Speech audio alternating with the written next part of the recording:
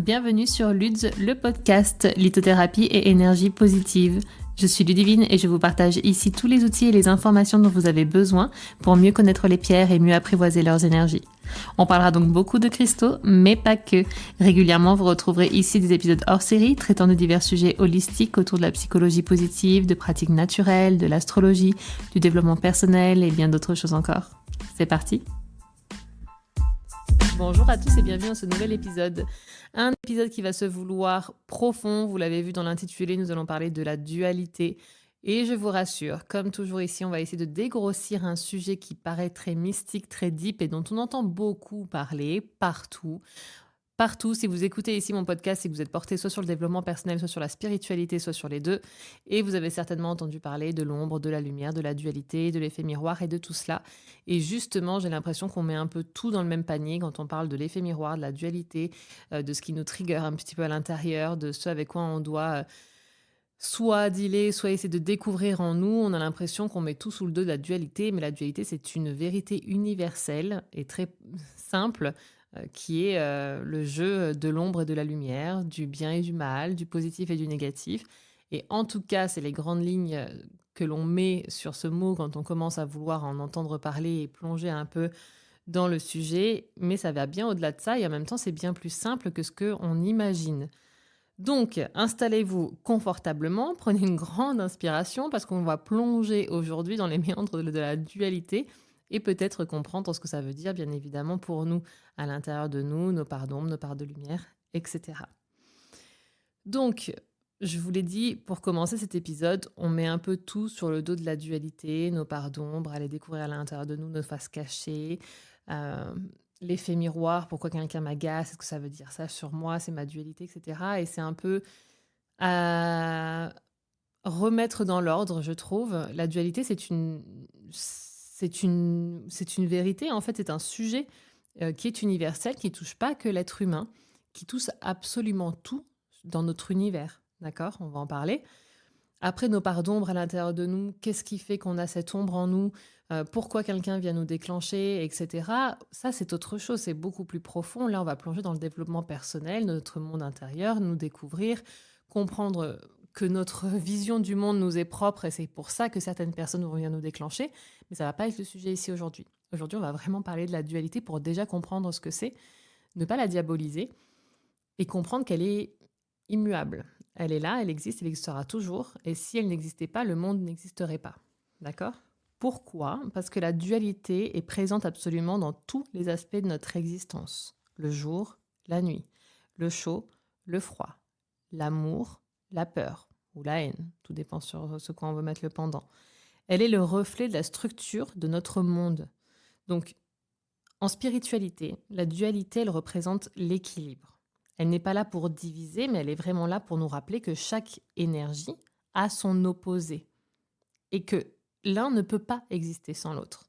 Souvent, on se tourne vers la lumière, on n'aimerait que du positif dans notre vie, mais le concept même du positif ne peut pas exister si le concept du négatif n'existe pas. C'est quelque chose qui est assez dur à comprendre au départ. Quand on est quelqu'un de bienveillant, de bon, je pense être quelqu'un de bienveillant et de bon. Je suis aussi quelqu'un parfois de moins altruiste, voilà, je ne vais pas dire mal intentionné non plus, mais on a en tout cas en nous les deux parts. Ce n'est pas le sujet aujourd'hui. Mais quand on est quelqu'un de bienveillant, on s'aperçoit de tout le mal qu'il y a dans ce monde, ça peut nous faire mal aux tripes, ça peut nous donner envie de pleurer, on peut être profondément touché par ça et pas comprendre parce que pourquoi le mal existe. C'est une question qui est récurrente, qui existe depuis la nuit des temps et à laquelle on n'a pas la réponse malheureusement. Et si on pouvait claquer des doigts et faire que le mal disparaisse, je serais la première à claquer des doigts.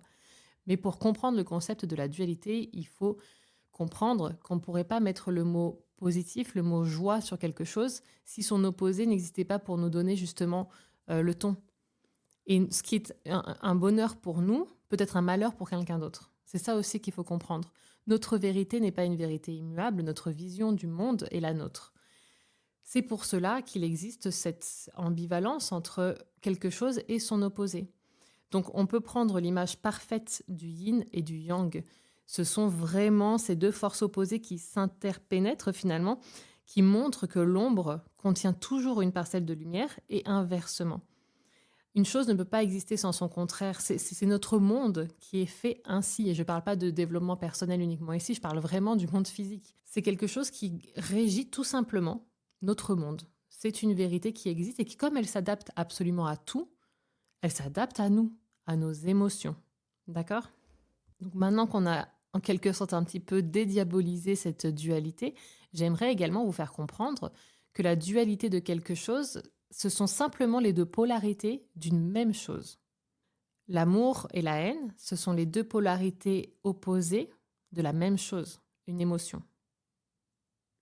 Pareil pour la joie et pour la tristesse, ce sont les polarités exactement d'une même chose, une émotion. Le chaud et le froid, ce sont les polarités opposées de la même chose, une température. C'est la même chose.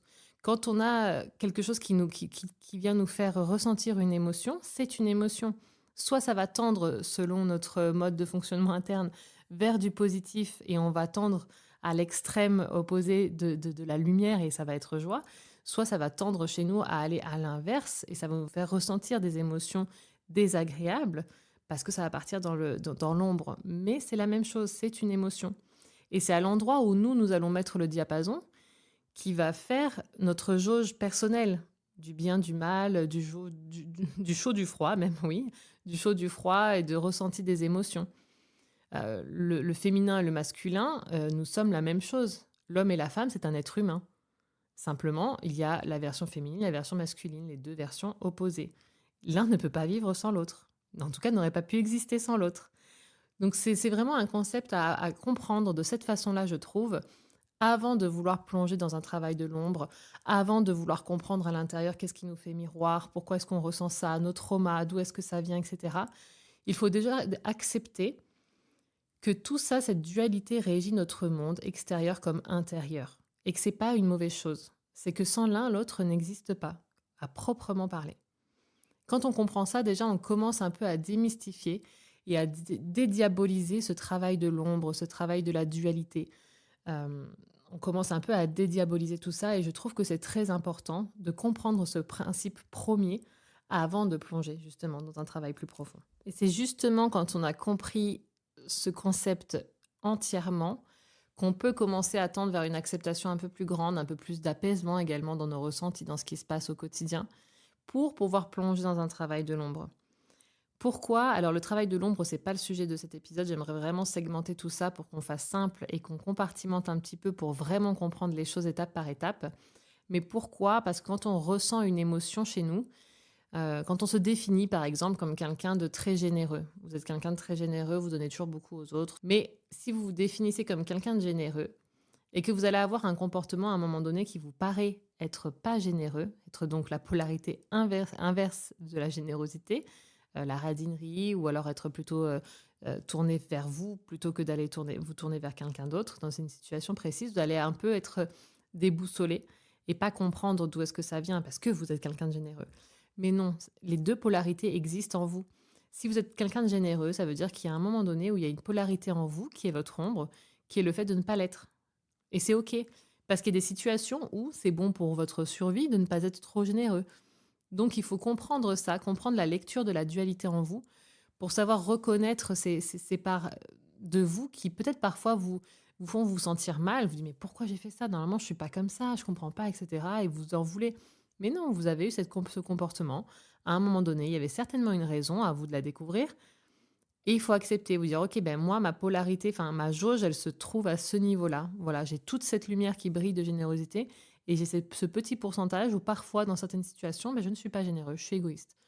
Et c'est ok. C'est ok parce que vous le lisez, vous avez une lecture, vous avez décodé en fait l'alphabet, si on veut, de la dualité. Vous comprenez, vous savez lire ça, vous avez su vous analyser. Et vous vous dites, ok, donc moi je sais que je suis quelqu'un de généreux, mais il y a ce pourcentage de moi, mon ombre elle fait tant, elle est petite, mais elle est là. Et parfois je suis pas généreux. Bah c'est ok. C'est ok parce qu'il y a une raison, c'est ok parce que de toute façon c'est comme ça, c'est vous. Il faut l'accepter. Par exemple, je suis quelqu'un d'extrêmement calme, posé. Les personnes qui me connaissent, c'est vraiment les premières choses qu'elles vont dire, c'est que je suis calme, on aime venir vers moi parce que j'arrive à désamorcer les situations, à apporter les mots qu'il faut, etc.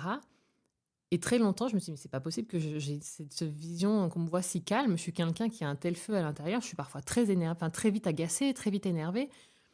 Alors c'est dans ma mesure bien sûr, c'est la petite part de mon ombre, je suis pas quelqu'un qui crie et qui tape, mais j'ai une partie de moi qui est colérique en fait, enfin qui s'énerve vite, qui a peu de tolérance alors que je suis quelqu'un qui a une énorme part de tolérance et quand je suis agacée, quand je suis énervée et quand je suis pas tolérante pour pas grand-chose, je m'en veux parce que je me dis: «Mais mince, c'est pas moi quoi, pourquoi je fais ça?»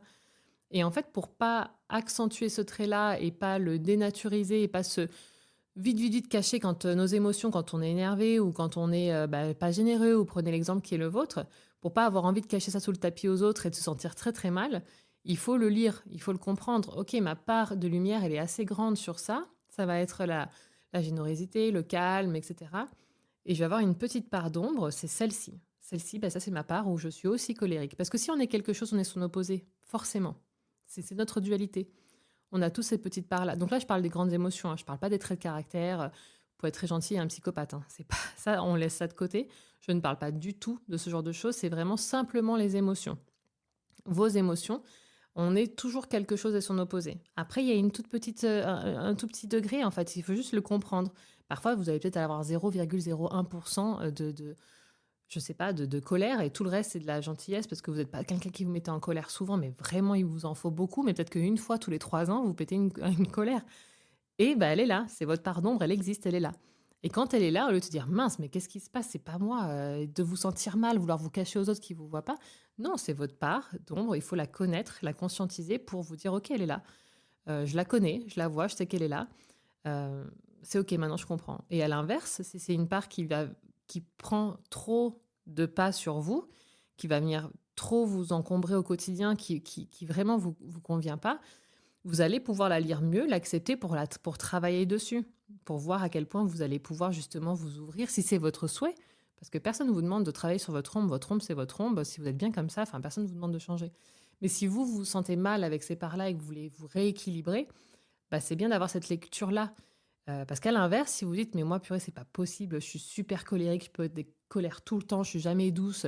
Si on doit coller l'étiquette de la nana, mais ça peut être le gars, peu importe, mais de la nana hyper, endurcie, hyper dure, elle demande pas d'aide, elle est là, elle est toujours un peu en colère, fermée, faut pas venir la chercher. Bah oui, mais il y a une part en vous qui a besoin d'être aidée, il y a une part en vous qui a besoin d'être cajolée, qui a besoin de lui dire: «Mais t'inquiète, ça va aller, demande-moi de l'aide, tu pas besoin de demander d'ailleurs, je vais venir t'aider, je vais faire ci, je vais faire ça». Seulement elle va pas demander d'aide, elle va pas accepter parce qu'elle a cette carapace-là. On lui a dit qu'elle était comme ça, elle l'a compris, c'est son ombre et elle met son ombre en avant dans sa lumière. Donc en fait, elle est comme ça, c'est sa lumière d'être toujours en colère. Ben oui, mais ses besoins ne sont pas ceux-là parce qu'au fond d'elle, elle est forcément une partie d'elle est forcément douce et forcément, vulnérable, a besoin d'aide. Mais peut-être qu'elle va pas la mettre assez en avant parce que, bah, elle a ce gros truc devant elle. Donc peut-être que justement, il faut parfois laisser tomber un petit peu cette ombre qui est là pour s'ouvrir à sa part de yin, en fait, finalement, d'énergie féminine qui est là, d'énergie de douceur qui est dans votre lumière et que vous voulez pas laisser briller.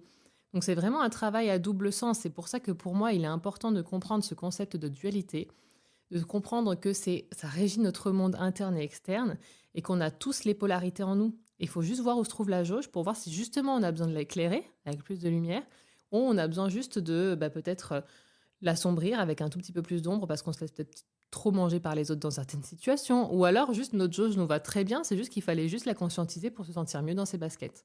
Voilà. Après, le travail de l'ombre est beaucoup plus deep que ça. Beaucoup en parlent très bien. On pourrait le dévulgariser dans un autre épisode aussi si vous le voulez, avec plaisir. Mais pour moi, ça commence par ça. Ça commence par comprendre qu'est-ce que c'est que la dualité. Comprendre qu'on a ça en nous et que c'est OK. Il faut juste le lire. Et après, si on veut travailler dessus, bah voilà, on va trouver d'autres outils, d'autres clés. Mais déjà, de le conscientiser, je peux vous dire, c'est une bonne part du boulot. Parce qu'encore une fois, on parle beaucoup de l'ombre, de l'effet miroir. Alors, on n'en a pas trop parlé ici parce que là, c'est encore autre chose. Mais pourquoi l'effet miroir vient un peu nous titiller à l'intérieur et tout. Et pour moi, on ne peut pas partir dans tout ce travail-là si on n'a pas compris qu'est-ce qu'était la dualité déjà. Qu'est-ce qui se joue en nous, qu'est-ce qui se joue à l'extérieur de nous et savoir que finalement, et comprendre qu'on a ça forcément en nous. Si on a une chose, c'est-à-dire qu'on a le tout, comme le yin et le yang, on a l'un et on a l'autre. On a les émotions entières, on a l'entière palette des émotions en nous. Donc merci d'avoir exploré la dualité avec moi aujourd'hui. Rappelez-vous, c'est pas un combat entre deux forces opposées, mais c'est bien une danse, une invitation à embrasser la vie dans toute sa complexité finalement. Donc si cet épisode vous a inspiré, partagez-le avec quelqu'un qui pourrait aussi en bénéficier parce que je trouve que c'est le genre de choses qui fait vraiment du bien. Et n'hésitez pas à me partager ici en commentaire, sur Instagram ou en message privé comme vous le faites parfois, ce que vous en pensez. Est-ce que ça vous a aidé? Est-ce que vous avez d'autres mots à apporter sur la dualité pour ouvrir justement, démystifier surtout ce sujet et le faire comprendre d'une manière simple aux autres? Écoutez, je pense que ça fera du bien à tout le monde. Et n'hésitez pas à me dire si vous voulez qu'on parte sur l'ombre. En tout cas, la démystifier. Je vous propose pas un travail de l'ombre, mais en tout cas, démystifier le sujet de notre ombre et démystifier peut-être le sujet de l'effet miroir, parce que là, c'est un gros morceau aussi. Ça serait avec grand plaisir. Et d'ailleurs, si ça vous intéresse, je vous invite à vous inscrire à la newsletter, parce que dans la newsletter de la semaine prochaine, déjà, il y aura beaucoup d'annonces, il y aura beaucoup de choses. J'ai fait assez léger cette semaine parce qu'on était en plein Black Friday et que je me suis dit que l'email risquait de tomber dans les méandres de votre boîte mail surchargée de promotions. Donc, ce n'est pas le cas ici chez Lutz, on ne parle pas de promotion et de Black Week effréné. Donc, il y aura plus de sujets dans la newsletter de mercredi prochain et je vous proposerai très certainement un petit sondage pour voir à quel point vous connaissez les pierres et si vous connaissez les meilleures d'entre elles pour vous aider justement à travailler sur votre dualité.